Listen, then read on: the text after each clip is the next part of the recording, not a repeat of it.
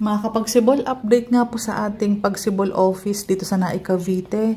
So almost patapos na po halos. Bali hindi talaga kami nag-tiles ng garahe. Open space lang po talaga to. Kasi yung kabilang bahay naman ay okay naman na po. Ito pong extension talaga is plano ko siya maging open space para ang mga buyer sa hapon mahangin dito. Pwede mag-park ang motor ninyo dito. Pwede tayong mag-table dito pag magsusulat.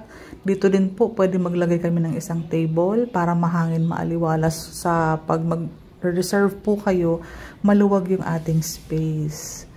So, ito po yung harapan natin. Magpapalit pa kami ng mga sliding window sa kapintuan. Bali, unti-unti muna po. Ito yung access door sa kabila, yung access gate sa kabilang bahay para doon na po ako dadaan-daan. So, ang next project natin is yung magkaroon ng partition yung second floor. Doon po kasi ang ating training room, ang ating meeting place.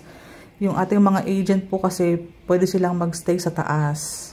Pag may mga trainings, pag may mga ituturo po kami, at least may space kami sa taas.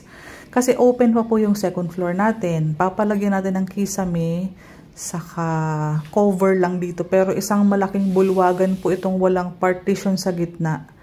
Bali, open space lang po siya. Walang hati sa gitna para maluwag pag may mga meeting kami ng mga agent po natin. So, nag-order na kami ng mga materials sa second floor. Ito pong mga hardiflex na pang kisame, pang cover dito sa may gilid, sa may hagdanan. Saka yung mga metal paring para bukas